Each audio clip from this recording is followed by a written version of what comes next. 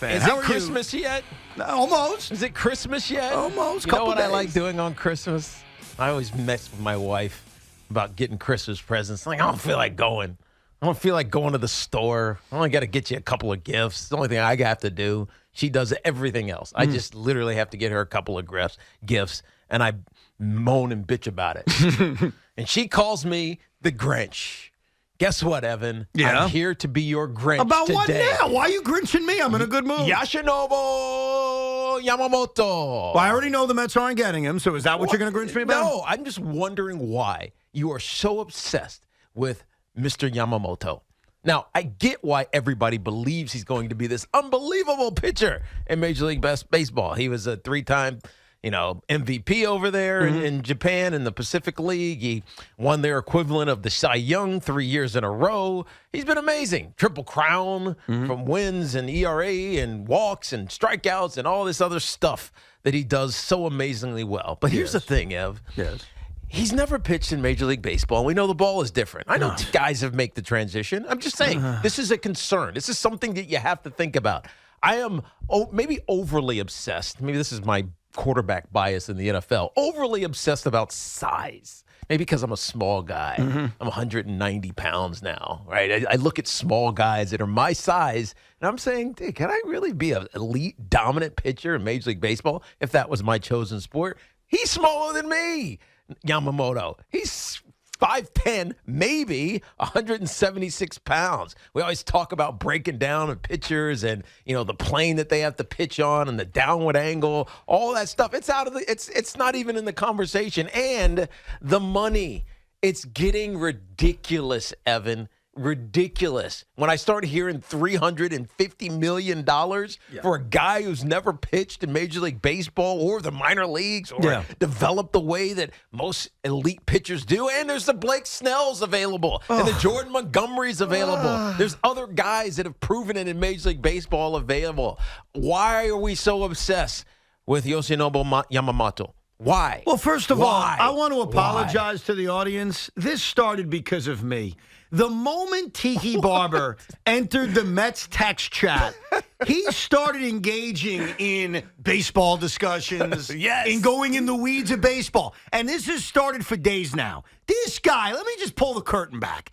Tiki Barber has now gone down the rabbit hole of doing something none of us do. And you know what that is? What is? Watch Yoshinobu Yamamoto. He's watched him. He's studied him. And I could see this percolating for the last few days. He's too tiny. He can't hold guys on base. Man, that delivery sure takes a long time. Just telling you. Why don't you just say what you think, which is you think he sucks? I don't think just he say sucks. it. Just get it out of the way. He is amazing in the Pacific League of the NPL. He's fantastic over there. Okay. And he could be great here, but not for $300 million Tiki, for a career contract. Tiki. And I know, Steve Cohen has the money. Oh, the Yankees can afford to spend the money. They're desperately in need of that guy. But you just don't know it's going to work. You don't know. I know that recent history has shown that these Japanese pitchers come over and they're fine. Right? They're fine. Yeah, Kodai Senga, he was fine. He figured it out. Yes, I know it's a 6-day rotation for half the year, maybe even 3/4 of the year, but he was fine. But he also didn't break the bank. And if you miss, if you miss. Yeah, if I miss, if they miss what? You miss. What? What if they miss? Mean, it's devastating. It feels like it will be, especially if it's the Mets who I don't know, haven't done anything this offseason. Let me attack the money thing first, because you've angered me. And I'm in a good mood today. I didn't want to be angry. I'm going to be angry at about 10:12 when Jalen Brunson drops 50 and the Knicks fans take over my building. I wasn't going to be angry at 2:06. But let me attack the money thing first. I got an email yesterday. Did you? You know what that email was from? From? It was from the New York Mets. You know what that email said? It said, pay us. Okay, I get a bill every single month from the New York Mets in which they significantly raised my ticket prices. So let me just get this out of the way about the money. Ooh, $275, $300, $350 per ticket? No, I'm talking about Yamamoto. I thought I was going to say. Not quite. They're robbing you, dude. No, but every amount of money I hear about this is out of hand, I just want to attack that part first, and I'll get to everything you said. But I want to start with the money. You know what? if you're going to raise our ticket prices off a season in which you were bad, Yes. if you're going to raise our ticket prices on an off season in which you're really only targeting one star, everyone else, I think if the Mets miss out on Yamamoto, they pivot to smaller, less riskier short-term deals. But if you're going to raise our ticket prices, then I don't want to hear that $300 million is too expensive. So I just want to put that one away. Okay. I don't want to hear it. Fair. You hit a raw spot for me. Fair. Okay, I just got that bill yesterday. Want to remind you, here's your December bill. It's still $300 million when it started at like 200. Number two. Stop being heightist. Okay? Just because you're tiny and just because Blake Snell is 6'4"? Yes. Who cares? And he's won 2 Cy Youngs. He's also 31 years old. See, the beauty of a Yamamoto, and again, I don't even think the Mets are getting him, but I want him. I'm not going to sit here and lie. I'm not going to tell you, I'm fine with not getting him. No, I want to go get him. And I want the Mets to make the highest offer. The appeal of him is that he's 25.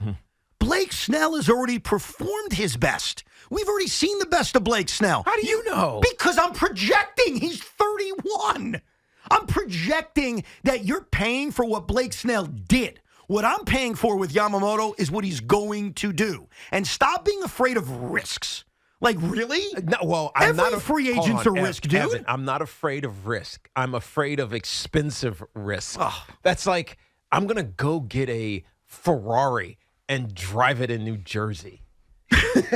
And after the winter on Route 80, and I'll be fine. Those low-profile $200,000 tires, forget the $1 million car, yeah, they'll be fine on the roads of New Jersey. You know what's going to happen. Well, it's risky. It's beautiful. Man, I spent a lot of good money on this car. It's going to work out until you hit that pothole and you're effed sitting on the side of the road. So you know Yamamoto's hitting the pothole? How the hell do you know that? Because he's tiny? I'm not saying he is, but I'm saying I wouldn't drive a Ferrari 95 miles an hour on Route 80 after the winter. That's all I'm saying. He's tiny and he's a Met. I think that in free agency, you're always taking a risk. Every single time you sign a free agent, you risk it. And trust me, more free agents than not fail. More times than not, you look back at the big contract you handed out and you regret it. But most of the time, Tiki, guys who are free agents are 30, 31, and 32. Can I go get the Tundra instead? Who's the Tundra? The Toyota Tundra. I don't want the Toyota Tundra. I don't want Blake Snell. I wouldn't say I don't want Jordan Montgomery, but I want him less. I want the guy or the car that gives me the best possibility of being great. And the guy who's 25 years old, the guy who's done it in a league that is a lot better than it used to be 15 years ago. 30 seconds here. Pause you right now. Time 30 out, seconds. yes. Time out. 30 seconds. Why do you want the guy who can be great instead of the guy that's going to help you win? Right? Because I think about what you just said. Yeah. I want the guy that I can champion. Yeah. He's my great player. Yeah. He's going to win the Cy Young. He's going to do whatever. But why not get the guy who's had experience in Major League Baseball, has won Jordan Montgomery, a World Series, as we just saw, as the guy down in Texas. Why not go get that guy who's proven it and done it, even if he's a little bit older? Well, that's it. Dude, you just hit on it because it's not going to cost you $300 million, though. Okay, first of all, I don't care if it costs $300 million. Steve Cohen's a billionaire. Go spend it. But let me answer that. The New York Mets in 2024 are trying to win, but they're not going to be favorites. And I accept that going in. The New York Mets in 2024 are going to have the expectations, and I know this is annoying, but this is reality. I'm going to have a tough conversation with everybody. 2024 is going to be about if this happens and that happens and this happens, hey, maybe they win 87 games. Yes. And I accept that going in. And I don't think there's anything the Mets could do that would avoid that being the expectation of 2024. So what I want as a Met fan is to compete in 2024, but really to be set up even better in 25, 26, and 27. Okay, does that make sense? It does. Then why would I want to throw a ton of money at a guy who's 31 years old, whose timeline maybe he's really good in 2024. Maybe he helps me win some games. Maybe I get lucky. But then in 2025 and in 2026 and in 2027, when he's 33 and 34 and 35, the odds are the timeline isn't going to work as well. The beauty and the appeal of someone who's 25 years old is that, I hope you're great next year. I hope you help me next year. But what are you going to do for me in 25, 26, and 27? And that's the edge that a Yamamoto has. That's why I'm never going to lie to you.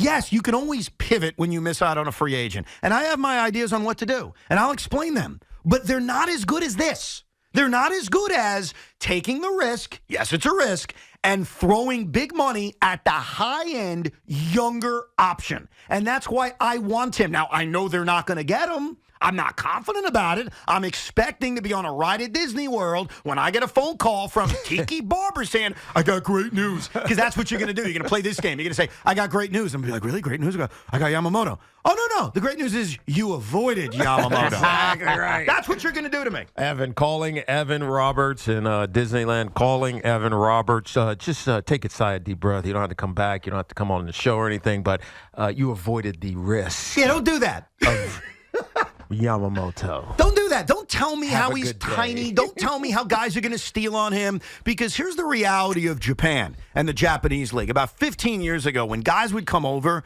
there would be this uncertainty of who are they. In 2024, look at the last 5 to 8 years. More than that. Mm-hmm. This league is almost on the level of Major League Baseball. I'm not saying it is, but it's close. It's closer than arrogant Americans want to realize. And he dominates it. And we saw guys come over in the last few years, specifically Kodai Senga, who came over and I think exceeded the expectations that most Met fans had. So if, God forbid, this guy comes over and, dare I say, exceeds expectations, you hit the jackpot. So don't tell me I should be scared of money. Don't tell me I should be scared of height. Don't tell me I should be scared of whatever. Like, I get it. He's a publicity whore. That's fine. We got a lot of publicity whores in New York City. Yeah. He'll fit right in. And as long as he's good, he'll be fine. Aaron Rodgers is a publicity whore. Yes, but Aaron Rodgers has 4 MVPs, and he's won a Super Bowl. But Tiki, you 4 championship games. But you know what you're doing? And it's very jingoistic of you. What you're doing right now. Jingoistic? Yes, America, we're better than everybody, which we are to a degree. You're basically saying, hey, look, he hasn't done anything in America yet. Well, he hasn't come to America yet. Like, that is the most unfair critique of him. Well, he hasn't done anything here yet because he hasn't come here yet. The ball is different. He's a small player. The risk of injury is high. And most importantly, it's $300+ million and growing, it seems like. And then he's done nothing to advance that number. It's just happening. Right? Because he's the only free agent available. That's the free market, dude. But he's not the only free agent available. He's the better one. Do you really think the Mets should sign Blake Snell over Yamamoto? Because if you're saying that, just tell me. I feel like I'll know what I'll get if I sign Blake Snell. I know what I'll get if I sign Jordan Montgomery, even Urias. But didn't he have a...